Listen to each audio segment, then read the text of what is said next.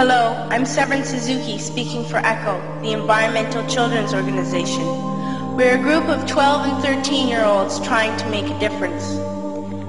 Vanessa Seti, Morgan Geisler, Michelle Quigg, and me. We've raised all the money to come here ourselves, to come 5,000 miles to tell you adults you must change your ways. Coming up here today, I have no hidden agenda. I am fighting for my future. Losing my future is not like losing an election or a few points on the stock market.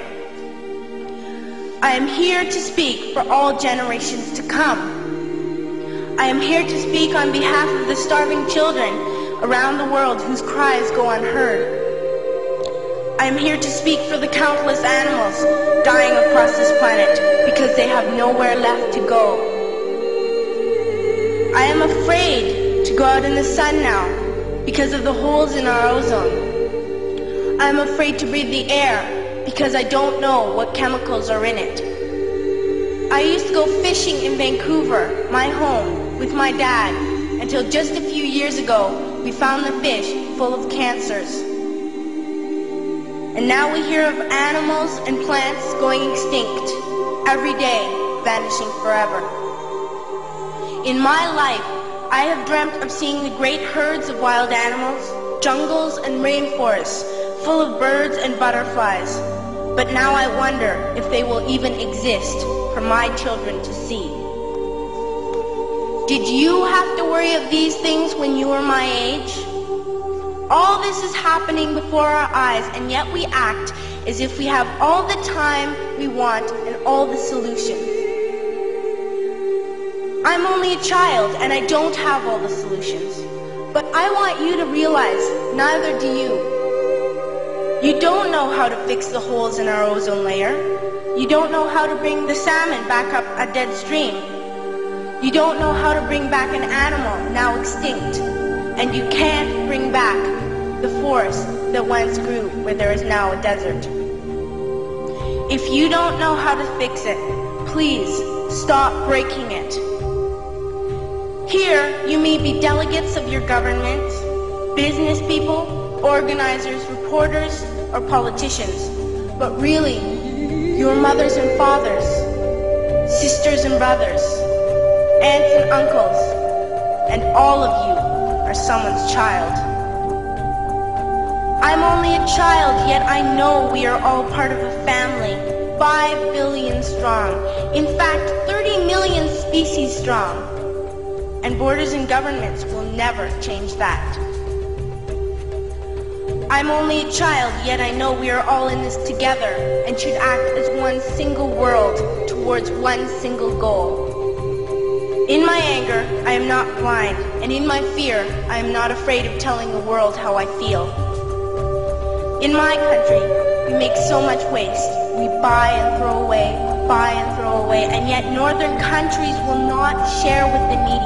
Even when we have more than enough, we are afraid to share. We are afraid to let go of some of our wealth. In Canada, we live the privileged life, with plenty of food, water, and shelter. We have watches, bicycles, computers, and television sets. The list could go on for 2 days. 2 days ago, here in Brazil, we were shocked when we spent time with some children living on the streets. This is what one child told us. I wish I was rich. And if I were, I would give all the street children food, clothes, medicines, shelter, and love and affection. If a child on the streets who has nothing is willing to share, why are we who have everything still so greedy?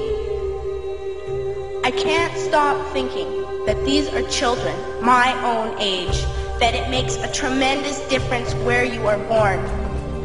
That I could be one of those children living in the favelas of Rio.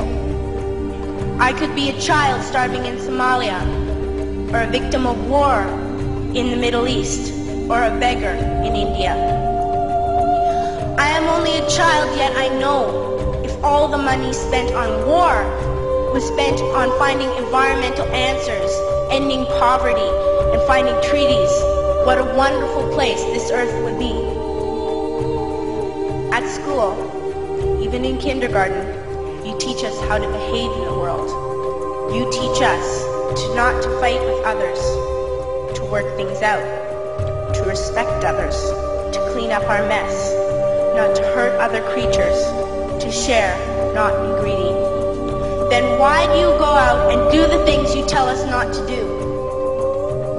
Do not forget why you are attending these conferences, who you're doing this for. We are your own children. You are deciding what kind of world we are growing up in. Parents should be able to comfort their children by saying, everything's going to be all right. It's not the end of the world, and we're doing the best we can. But I don't think you can say that to us anymore. Are we even on your list of priorities? My dad always says, you are what you do, not what you say. Well, what you do makes me cry at night. You grown-ups say you love us, but I challenge you, please, make your actions reflect your words. Thank you.